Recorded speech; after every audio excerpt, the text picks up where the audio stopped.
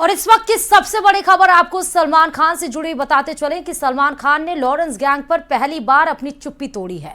सलमान खान ने कहा है कि अल्लाह है, भगवान सब ऊपर है, जितनी उम्र लिखी है उतनी लिखी है, बस यही है। कभी कभी इतने लोगों को साथ में लेकर चलते हैं, ये प्रॉब्लम हो जाती है। तो बड़ी खबर इस वक्त की, लॉरेंस गैंग की धमकियों पर सलमान खान ने चुप्पी तोड़ दी है। उन्होंने कहा, इसका एक जो स्टेटमेंट हमने आपको बताया उससे कहने का मतलब ये है कि उन्हें किसी बात का कोई डर नहीं है, जो होना होगा वो होगा, वो अल्लाह और भगवान पर उन्होंने छोड़ दिया। उन्होंने कहा कि ऊपर सब देख रहा है, जितनी जिसकी जिंदगी लिखी हुई है इस धरती पर उतनी वो जी के जाएगा। हालांकि लॉरेंस गैंग के जो बार बार धमकी सलमान खान से जुड़ी हुई लॉरेंस गैंग की तरफ से आती है, इसके पहले भी हमने दिखाया है कि गैलेक्सी अपार्टमेंट पे किस तरह से ताबड़तोड़ गोलियां बरसाई गई। हालांकि गिरफ्तारी उसमें हुई, उसके बाद भी ये सिलसिला थमने का नाम नहीं ले रहा था। बार बार उनको कई प्रकार की धमकियां मिलती रही हैं और उसके बाद कई बार उन्हें कोर्ट के चक्कर भी लगाने पड़े, लेकिन हमेशा से वो साइलेंट रहे, चुप रहे इस मुद्दे पर। लेकिन अब जाकर इस मुद्दे पर उन्होंने प्रखर होकर ये बड़ा स्टेटमेंट दिया है। लॉरेंस गैंग की धमकियों से फिलहाल सलमान खान ये कह रहे हैं कि वो डरने वाले नहीं हैं। सलमान, जो थ्रेट्स हैं ये आपके लिए कोई नई बात नहीं है, लेकिन आज इस मुकाम पर ज़्यादा निर्भय हो गए हैं या इनसिक्योर हो गए हैं क्या, या बेचैनी है, या ये है कि ये आम बात है, क्या सोचते हैं? अल्लाह, बस अल्लाह हो, भगवान। इससे whatever जितनी उम्र लिखी है उतनी लिखी है। बस ही कभी कभी इतने सारे लोगों को लेके चल के प्रॉब्लम हो जाती है। और मध्य प्रदेश में क्या डेमोग्राफी बदलने की कोई साजिश चल रही है? क्या किसी रणनीति के तहत हिंदुओं की जमीन हथियाने की कोशिश की जा रही है? क्या धार्मिक स्थल बनाकर हिंदुओं की जमीन खरीदकर उन्हें खास इलाकों से हटाया जा रहा है? हिंदुओं को पलायन के लिए मजबूर किया जा रहा है? अगर आरएसएस के एक सर्वे की माने तो हाँ, हिंदुओं का पलायन कहीं और नहीं बल्कि पुराने भोपाल में ही हो रहा है। देखिए रिपोर्ट।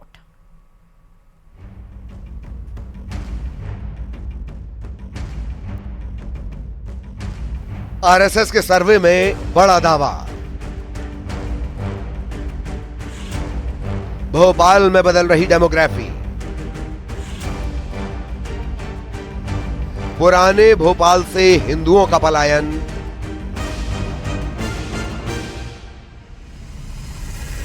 घर बेचकर जा रहे हिंदू परिवार। शहडोल से लेकर जबलपुर तक कहीं आदिवासियों की जमीन पर कब्रगाह बनाए जाने का विरोध हो रहा है तो कहीं अवैध तरीके से इबादतगाह बनाने पर लोग प्रदर्शन कर रहे हैं। लोगों ने जब सड़क पर उतरकर विरोध प्रदर्शन किया तो प्रशासन हरकत में आया। ये मामले किस तरफ इशारा कर रहे हैं? क्या एमपी में भी डेमोग्राफी बदलने की कोशिश हो रही है? आरएसएस के सर्वे में जो दावा किया गया उसके मुताबिक सिर्फ कोशिश ही नहीं की जा रही, डेमोग्राफी बदली जा रही है। कई इलाकों में तो डेमोग्राफी पूरी तरह बदल चुकी है। आरएसएस के सर्वे के मुताबिक भोपाल के पुराने शहर से बड़ी संख्या में हिंदू परिवारों ने पलायन किया है। संघ के अनुसार बीते 3 दशकों में करीब 3000 हिंदू परिवारों ने अपने मकान बेचे, जिन्हें दूसरे समुदाय के लोगों ने खरीद लिया। हाँ, उसको रोकने की कोशिश है कि सुरक्षा का भाव आए, चिंता मत करो, हम तुम्हारे साथ खड़े हैं, भागो मत, बेकार में भय पैदा मत करो। आप हो रहा है ना, आपको भी मालूम है, कोई फिजा खाली हो गया है। आरएसएस के सर्वे के अनुसार भोपाल के कई इलाकों में हिंदुओं की आबादी घटी है। सर्वे में और क्या है, आइए जानते हैं। भोपाल के पुराने शहर से हिंदुओं का पलायन। 3 दशक में 3000 हिंदू परिवारों ने मकान बेचे, दूसरे समुदाय के लोगों ने खरीद लिए मकान। शाहजहानाबाद, मंगलवारा, बुधवारा में घटी आबादी। कोहे फिजा, सिंधी कॉलोनी, कबाड़ खाना में घटी आबादी। टीला जमालपुरा, चौकसे नगर, ग्रीन पार्क कॉलोनी में घटे हिंदू। कोहे फिजा में 1990 में 80-20 था हिंदू मुस्लिम अनुपात। कोहे फिजा में अब 30-70 है हिंदू मुस्लिम अनुपात। किराए पर रहने वाले हिंदू छोड़ रहे पुराना भोपाल। सिंधी कॉलोनी में हिंदुओं की संख्या आधी से ज्यादा घट गई। कोहे फिजा इलाके में आरएसएस के सर्वे को लेकर स्थानीय निवासियों का कहना है कि 2003 में यहाँ हिंदू परिवार बड़ी संख्या में रहते थे, लेकिन मुस्लिम समाज के लोगों ने उनकी जमीनों को महंगे दाम में खरीदा। कई हिंदुओं ने अपनी जमीन बेच दी और अब यहाँ हिंदू बहुत कम संख्या में बचे हैं। संघ के एक सर्वे ने सियासत में एक नया भूचाल ला दिया है। कहा गया है सर्वे में कि कोई फिजा, खासकर जो मुस्लिम बाहुल्य इलाका है वहां से हिंदू लगातार पलायन कर रहे हैं। क्या स्थिति है जानने के लिए हम कोई फिजा पहुंचे और मैं इस वक्त कोई फिजा इलाके में मौजूद हूँ और ये हनुमान मंदिर है जिस परिसर में यहाँ मौजूद हूँ। आसपास जो आप आज देख रहे हैं वो यहाँ पर पूरी आबादी है। आखिर कौन कौन से समाज के लोग यहाँ रहते हैं और इसको अगर मैं बात करूँ तो लगातार यहाँ पर पलायन की बात जो है वो संघ की तरफ से की जा रही है, लेकिन वास्तविकता क्या है जानने के लिए हमारे साथ कुछ लोग मौजूद हैं, उनसे हम जानने का प्रयास करेंगे। सर, जो संघ ने एक सर्वे किया और कहा कि हिंदू यहाँ से पलायन कर रहा है, क्या लगता है आपको वास्तव में हिंदू यहाँ से पलायन कर रहा है, उसके पीछे कारण क्या मान रहे हैं? देखिए, 2003 से मैं यहाँ पे हूँ। पहले यहाँ पे लगभग आबादी, हिंदुओं की आबादी 80%, 70-80% थी और मुस्लिम आबादी 20 से 25%, 30% थी। हुआ क्या कि प्रॉपर्टी के कुछ रेट बढ़े तो कुछ वैसे भी लोग थे, उन्होंने अपनी प्रॉपर्टी बेची अधिक दामों में। यहाँ पे रेट अच्छे थे, अधिक दामों में उन्होंने प्रॉपर्टी बेची। खरीदने वाले सारे मुस्लिम ही थे। उन लोगों ने अच्छे दामों में अपनी प्रॉपर्टी बेच के यहाँ से चले गए। उनको देख के कि प्रॉपर्टी के दाम अच्छे हैं, ये सोच के और दूसरे लोगों ने भी बेचना प्रारंभ कर दी, उन्होंने भी बेच दिया। आरएसएस के सर्वे पर सियासत गर्मा गई है। कांग्रेस ने हिंदुओं के पलायन को लेकर सरकार को कटघरे में खड़ा किया, तो बीजेपी विधायक रामेश्वर शर्मा ने कहा कि पलायन रोकने के लिए समाज को भी आगे आना होगा। उन्होंने हिंदुओं से नहीं डरने की अपील भी की है। कांग्रेस कुछ कह रही है तो कांग्रेस ये भी जाके चले जाए तो वो हिंदुओं को जाके सहारा देती है क्या? कांग्रेस कहने के अतिरिक्त, मुंह चलाने के अतिरिक्त कांग्रेस के पास कुछ काम है? केवल मुंह ही चला रही है ना हिंदुओं के बारे में। तो कांग्रेस तो प्रयाग के गंगा जी के स्नान के बारे में भी कुछ भी कह देती है। कांग्रेस ने तो अयोध्या के राम मंदिर के बारे में भी कुछ भी कह दिया तो आज दिनांक तक दर्शन नहीं गए।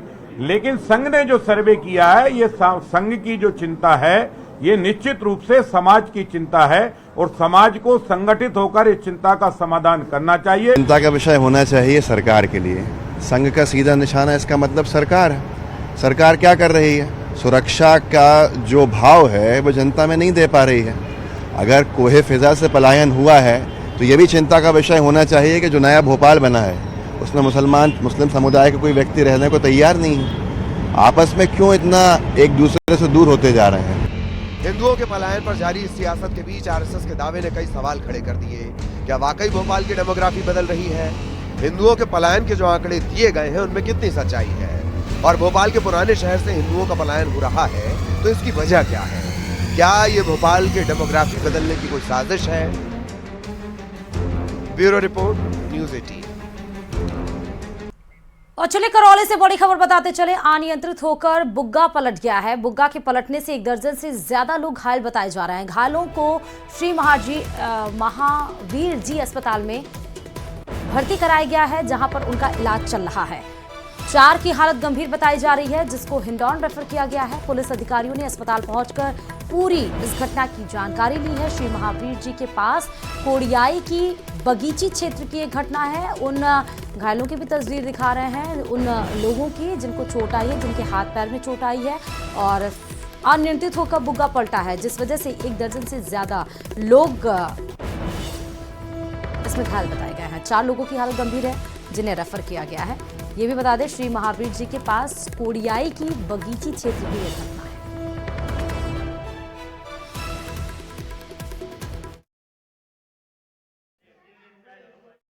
उपलब्ध थी, समय पर सबका उपचार कर दिया। प्राथमिक उपचार करके 4 लोगों जिनको फ्रैक्चर थे एसडीएस हिंडौन भेज दिया है।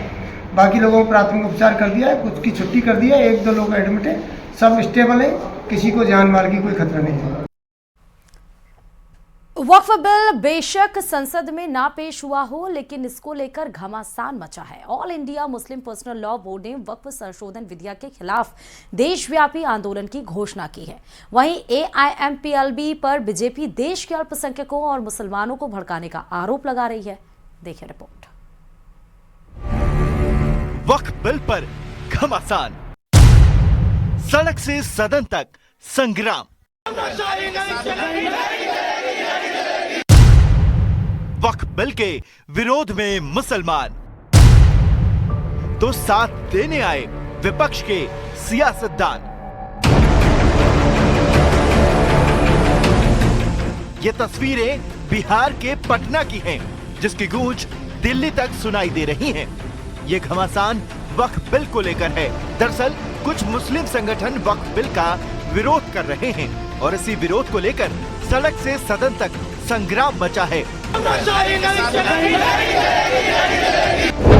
वक्फ बिल को लेकर दिल्ली से पटना तक हलचल तेज हो गई है और सियासत भी उफान पर है। वक्फ बिल के विरोध में पटना में all India personal law board के बैनर तले नाराजगी का ऐलान किया गया और बोर्ड के नेताओं ने वक्फ बिल को लेकर कड़ा एतराज जताया। All India personal law board के इस विरोध पर सियासत का भी रंग चढ़ा है। बिहार में चुनाव है तो इस मुद्दे पर सियासत भी होनी लाजमी है। यही वजह है कि आरजेडी ने इस विरोध प्रदर्शन का खुलकर समर्थन किया और आरजेडी प्रमुख लालू यादव और तेजस्वी मुसलमानों के धरने पर पहुंचे और बिल को लेकर अपना इरादा साफ कर दिया। के जायदाद के खिलाफ नहीं होना